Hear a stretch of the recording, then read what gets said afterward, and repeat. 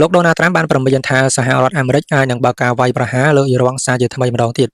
ប្រិយមិត្តជាទីមេត្រីថ្ងៃនេះជាថ្ងៃទី9ខែកក្កដាឆ្នាំ2026ប្រធានាធិបតីសហរដ្ឋអាមេរិកដូណាល់ត្រាំនៅថ្ងៃពុធបានគម្រាមបើកការវាយប្រហារលើប្រទេសអ៊ីរ៉ង់សារជាថ្មីទៀតហើយបន្ទាប់ពីលោកបានប្រកាសថាកិច្ចព្រមព្រៀងបទឈប់បាញ់បាក់ធំជាមួយនឹងសាធារណរដ្ឋអ៊ីស្លាមមួយនេះត្រូវបានបញ្ចប់ហើយទោះបីជាលោកមិនទាន់បញ្ចប់ឲ្យច្បាស់ទោះបីជាលោកមិនទាន់បញ្ជាក់ឲ្យច្បាស់ថាទីក្រុងវ៉ាស៊ីនតោននឹងវិលត្រឡប់ទៅរកសង្គ្រាមពេញទំហឹងវិញឬក៏យ៉ាងណាក៏ដោយនេះបើតាមការផ្សាយដោយ Reuters ថ្លែងនៅក្នុងកិច្ចប្រជុំកំពូល NATO នៅក្នុងរដ្ឋធានីអង្គការហ្នឹងគឺជារដ្ឋធានីរបស់ទូគីយ៉េណាអញ្ចឹងការប្រជុំរបស់អង្គការ NATO អញ្ចឹងលោកប្រធានាធិបតីសហរដ្ឋអាមេរិកដូណាល់ត្រាំបានថ្លែងនៅក្រៅកិច្ចប្រជុំកំពូល NATO នៅក្នុងរដ្ឋធានីអង្គការនៃប្រទេសទូគីយ៉េលោកត្រាំបានរិះគន់យ៉ាងចាស់ដៃទៅលើក្រុមមន្ត្រីអ៊ីរ៉ង់ថាมันបានគោរពតាមអ្វីដែលបានចរចាព្រមព្រៀងគ្នាមុនពេលចូលជួបពិភាក្សាជាមួយនឹងប្រធានាធិបតីអ៊ុយក្រែនលោក Volodymyr Zelensky លោកត្រាំបានប្រាប់ក្រុមអ្នកសារព័ត៌មានថាខ្ញុំសូមប្រមានបន្តិចយើងនឹងវាយប្រហារពួកគេយ៉ាងចាស់ដៃនៅយប់នេះបានន័យថាមុនចូលជួបពិភាក្សាជាមួយនឹងប្រធានាធិបតីអ៊ុយក្រែនណាជាមួយប្រធានាធិបតីអ៊ុយក្រែនឈ្មោះថាលោក Volodymyr Zelensky ហើយលោកត្រាំបានប្រាប់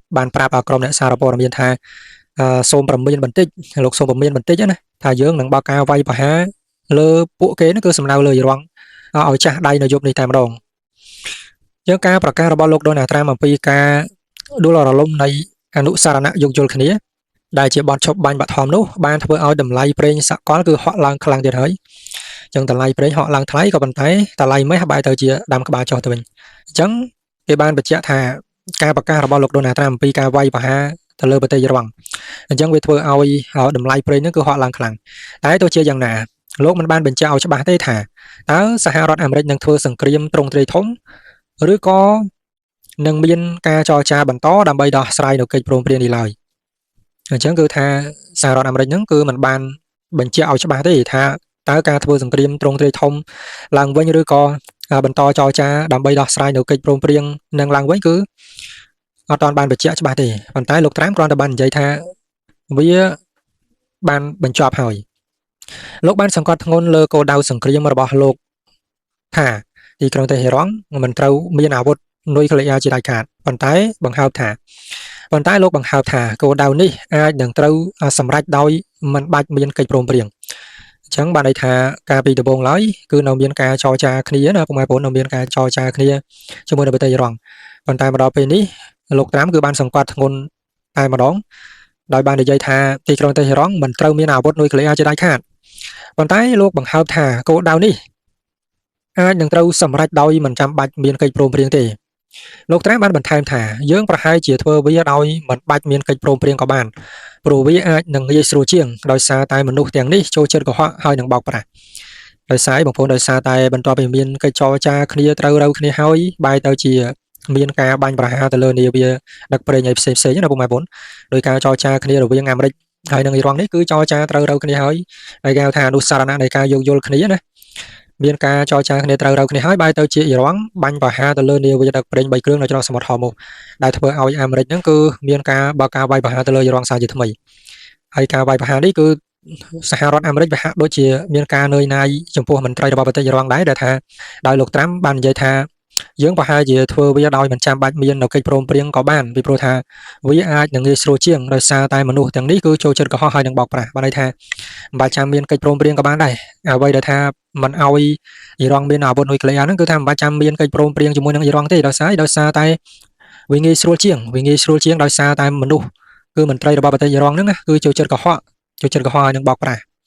ហើយយ៉ាងទៅនេះគឺជាការលើកឡើងរបស់លោកដូណាល់ត្រាំហើយការកើនឡើងកម្ដៅនៃចំនួននេះគឺបានផ្ទុះឡើងសារជាថ្មីបន្ទាប់ពីអ៊ីរ៉ង់អះអាងថាខ្លួនបានវាយប្រហារលើមូលដ្ឋានយោធាអាមេរិកនៅក្នុងប្រទេសបារ៉ែនហើយនិងកូវ៉ែត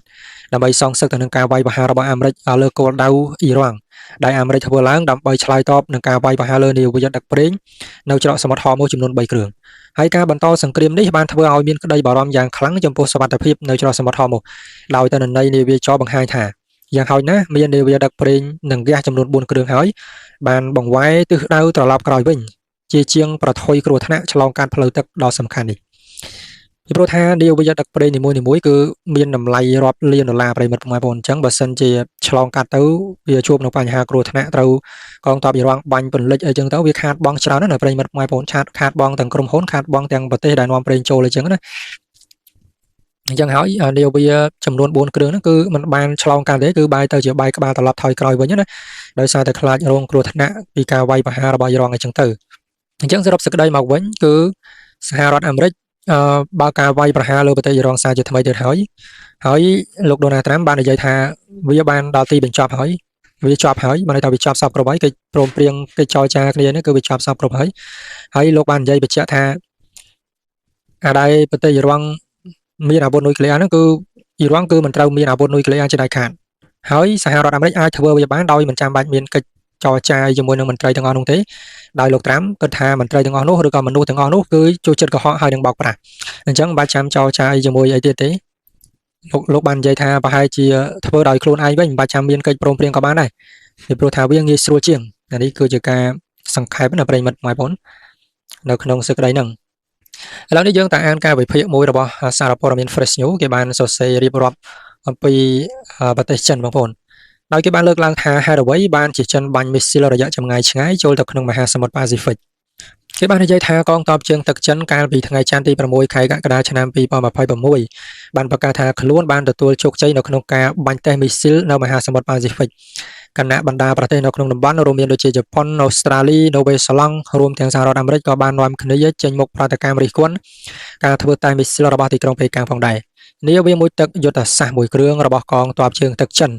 បានបាញ់ដោយជោគជ័យនៅមីស៊ីលយុទ្ធសាស្ត្រមួយគ្រាប់ដែលបំពាក់ក្បាលគ្រាប់សុបនិមិត្តឆ្ពោះទៅកាន់តំបន់មហាសមុទ្រប៉ាស៊ីហ្វិកហើយវាបានធ្លាក់ចំទីតាំងផ្ទៃសមុទ្រដែលត្រូវបានកំណត់ទុកនេះបើយោងតាមការបញ្ជាក់ពីយោធាចិនក្រុមអ្នកជំនាញមួយចំនួនជឿថានាវាមួយទឹកខាងលើជាប្រភេទនាវាមួយទឹកដើរដោយថាមពលនុយក្លេអ៊ែរស៊េរី Type 094រីឯមីស៊ីលដែលត្រូវបានបាញ់ចេញពីនាវាមួយទឹកនេះគឺជាមីស៊ីល JL3 ដែលជាប្រភេទមីស៊ីល ballistic អន្តរទ្វីបដែលគេហៅថា ICBM បាញ់ចេញពីនាវាមួយទឹកមីស៊ីលនេះគឺត្រូវបានចិនបាញ់សាកល្បងចេញពីសមុទ្រចិនខាងត្បូងនៅក្នុងគន្លងហោះហើរមួយដែលមានរយៈចម្ងាយ 77,300 គីឡូម៉ែត្រហើយបានហោះរំលងផ្នែកខ្លះនៃប្រទេសហ្វីលីពីនមុននឹងធ្លាក់ចូលទៅក្នុងដែនទឹកអន្តរជាតិនៅមហាសមុទ្រប៉ាស៊ីហ្វិកអញ្ចឹងមីស៊ីលរបស់ប្រទេសចិនដែលមានឈ្មោះថា JL3 ជាប្រភេទមីស៊ីលអន្តរទ្វីបផងដែរដែលគេហៅថា ICBM ហ្នឹងឯង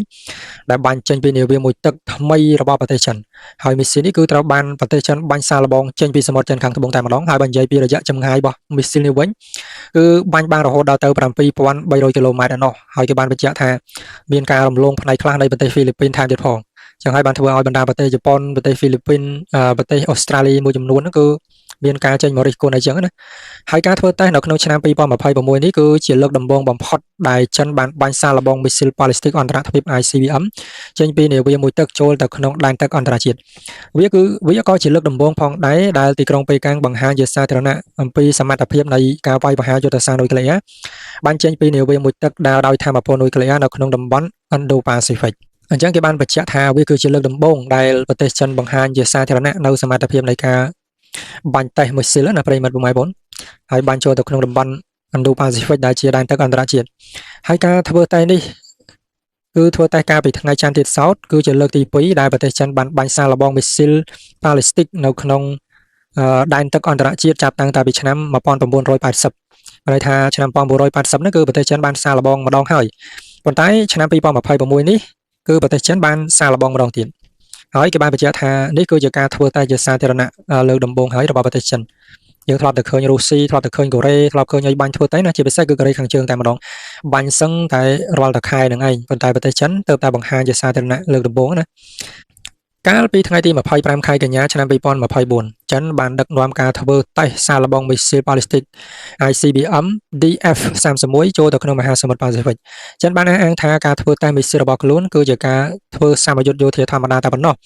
ប៉ុន្តែការធ្វើតេស្តនេះមិនមែនកើតឡើងដោយចៃដន្យនោះទេបើគេគិតពិចារណាលើពេលវេលាហើយនឹងការរៀបចំសម្រាប់ការធ្វើតេស្តមីស៊ីលរបស់ប្រទេសចិនវាអាចមានហេតុផលនយោបាយច្រើននៅពីក្រោយការធ្វើតេស្តមីស៊ីលព្រមទាំងបំណងរបស់ប្រទេសចិនដើម្បីផ្ទៀងផ្ទាត់ពីសមត្ថភាពនិងគុណភាពនៃមីស៊ីលរបស់ខ្លួនអញ្ចឹងការធ្វើតេស្តរបស់ប្រទេសចិននេះគេបាននិយាយថាមិនមែន មិនមែនការឡើងដោយចៃដន្យទេមិនមែនការឡើងដោយចៃដន្យទេគឺបើតាមគេពិចារណាពីពេលវេលាទៅគឺរៀបចំសម្រាប់ការធ្វើតេស្តមីស៊ីរបស់ប្រទេសចិននេះវាអាចមានហេតុផលច្រើនយ៉ាងដែរនៅពីក្រោយការធ្វើតេស្តហ្នឹងណាវាអាចមានបំណងវាជាគោលបំណងរបស់ប្រទេសចិនដែរដើម្បីផ្ទៀងផ្ទាត់អំពីសមត្ថភាពហើយនិងគុណភាពរបស់ប្រទេសចិនផងដែរ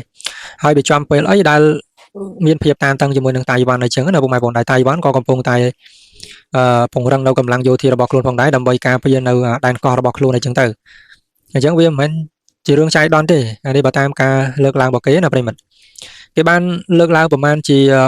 2-3ចំណុចបងប្អូន2-3ចំណុចទី1ហ្នឹងគឺគេបាននិយាយថាប្រទេសចិនទំនងជាចង់ប្រើប្រាស់ការបាញ់សាកល្បងមីស៊ីលដើម្បីបង្ហាញពីការបដិញ្ញាចិត្តនិងការខកចិត្តចំពោះសម្ព័ន្ធមិត្តនិងប្រទេសជាដៃគូរបស់សហរដ្ឋអាមេរិកការធ្វើតេស្តមីស៊ីលរបស់ប្រទេសចិនបានកើតឡើងនៅក្នុងថ្ងៃតែមួយដែលអូស្ត្រាលីបានចុះហត្ថលេខាលើសន្ធិសញ្ញាការពារជាតិជាមួយនឹងប្រទេសហ្វីលីពីនប្រទេសហ្វីជីនៅប្រទេសអីគេបងប្អូនអញ្ចឹងប្រព័ន្ធផ្សព្វផ្សាយចិនបានចាត់ទុកកិច្ចព្រមព្រៀងនេះជាការប៉ុនប៉ងរបស់អូស្ត្រាលីដើម្បីពង្រឹងឥទ្ធិពលរបស់ខ្លួននៅក្នុងតំបន់ប៉ាស៊ីហ្វិកភាគខាងត្បូងនិងទប់ស្កាត់ការកើនឡើងឥទ្ធិពលរបស់ប្រទេសចិនភ្លាមក្រោយចិនបាញ់សាកល្បងមីស៊ីលក្រសួងការបរទេសចិនបានក្រើនរំលឹកអូស្ត្រាលីនិងហ្វីជីកុំឲ្យប្រើប្រាស់នៅកិច្ចព្រមព្រៀងការពារជាតិប្រឆាំងនឹងភាគីទី3គឺប្រទេសចិន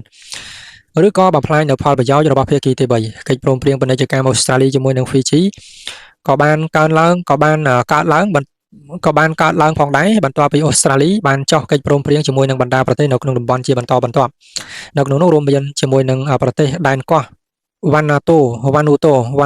ប្រទេសដែនកោះវ៉ានូតូឈ្មោះប្រទេសរបស់គេហ្នឹងប្រទេសដែនកោះវ៉ានូតូហ្នឹងគឺមិនដែលឮទេបងប្អូនគឺការពិភពថ្មីនេះតែម្ដងដើម្បីត្រួតពិនិត្យលើសមត្ថភាពយោធានិងសេដ្ឋកិច្ចរបស់ប្រទេសចិននៅក្នុងតំបន់អញ្ចឹងប្រទេសមានច្រើនណាស់បងប្អូនប្រទេសមានច្រើនមែនទែនថាយើងស្គាល់វាមិនអស់ទេបងប្អូនប្រទេសនៅក្នុងអាស៊ីយើងគឺមានច្រើនណាស់អញ្ចឹងចំណុចទី2គេបានលើកឡើងថាប្រទេសចិនបង្កើតទម្លាប់មួយសម្រាប់ខ្លួនឯងនោះគឺត្រូវតែតបត្រឡប់ទៅវិញតាមរយៈការធ្វើសម្ពយុទ្ធយោធាឆ្លើយតបទៅនឹងការធ្វើសម្ពយុទ្ធយោធារបស់សហរដ្ឋអាមេរិក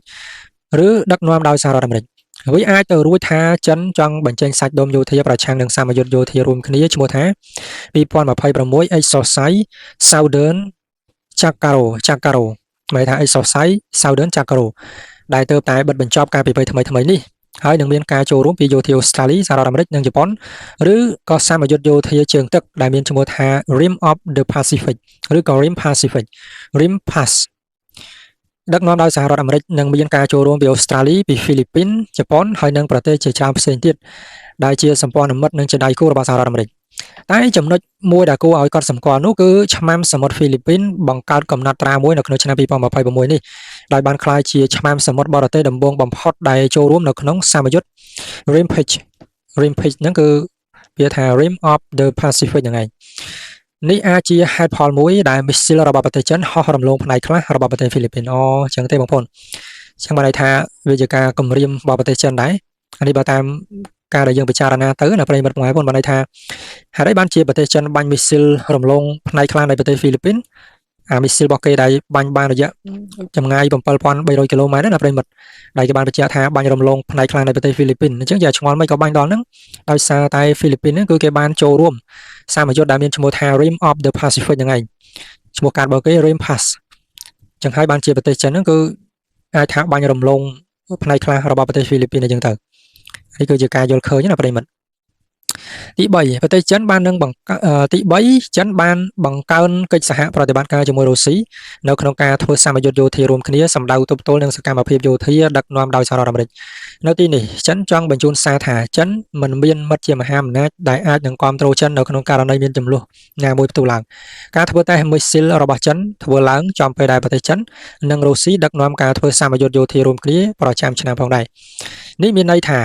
ចិនមានចេតនាបង្ហាញពីការរីកចម្រើននិងភាពស្និទ្ធស្នាលនៃទំនាក់ទំនងជាយុទ្ធសាស្ត្ររវាងចិននិងរុស្ស៊ីតាមរយៈការសម្របសម្រួលការធ្វើសកម្មភាពឬក៏សម្ពយុទ្ធយោធារួមគ្នាជាឧទាហរណ៍កាលពីខែមិថុនាឆ្នាំ2026ចិននិងរុស្ស៊ីបានចូលរួមនៅក្នុងការធ្វើសម្ពយុទ្ធយោធាល្បាតមួយដែលមានការចូលរួមពីយន្តហោះទម្លាក់គ្រាប់បែករបស់ប្រទេសទាំងពីរដោយហោះល្បាតលើដែនទឹកនៃសមុទ្រជប៉ុនសមុទ្រចិនខាងកើតនិងមហាសមុទ្រប៉ាស៊ីហ្វិកភាគខាងលិចដែលទំនងជាចង់ឆ្លើយតបទៅនឹងការធ្វើសម្ពយុទ្ធ Exercise Valenciennes ដឹកនាំដោយសហរដ្ឋអាមេរិក ចុងក្រោយគេនោះគឺពាក់ព័ន្ធទៅនឹងបច្ចេកទេសទីក្រុងប៉េកាំងគឺចង់ប្រកាសពីការធ្វើតេស្តបាញ់មីស៊ីលកាលពីថ្ងៃច័ន្ទដើម្បីផ្ទៀងផ្ទាត់ពីសមត្ថភាពនិងគុណភាពនៃប្រព័ន្ធអាវុធរបស់ខ្លួនតួយ៉ាងអ្នកអត្ថាធិប្បាយចិនបានធ្វើការសន្និដ្ឋានថាមីស៊ីលដែលត្រូវបានប្រើប្រាស់នៅក្នុងការបាញ់សាកល្បងជាមីស៊ីល JL3 ជាប្រភេទមីស៊ីល ballistic អន្តរជាតិ ICBM បានចេញពីនាវាមួយទឹកដែលចិនបានដាក់សម្ញែងនៅក្នុងការធ្វើព្យុហយាត្រាកាលពីខែកញ្ញាឆ្នាំ2025 JL3 បានឆ្លងកាត់ការធ្វើតេស្តជាច្រើនដំណាក់កាលផ្សេងៗគ្នា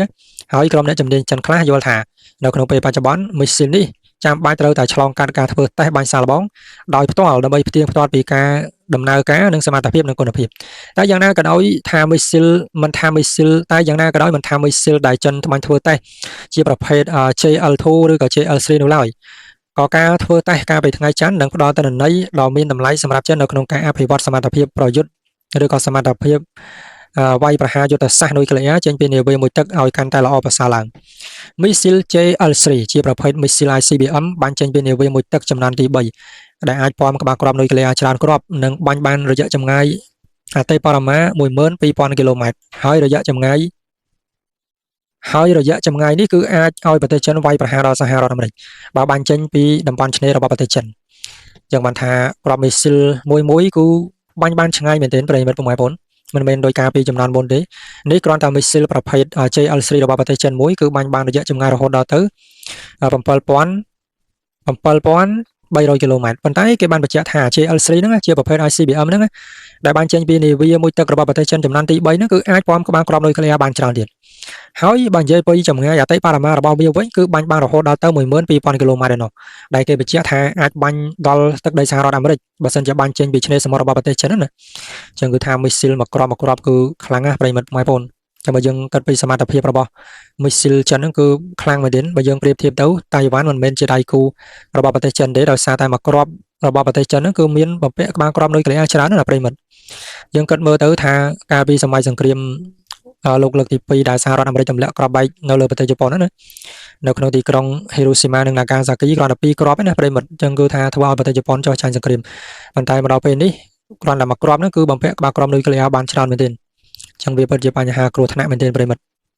របស់ពិភពលោកនៅថ្ងៃខាងមុខគឺគ្រោះថ្នាក់ណាស់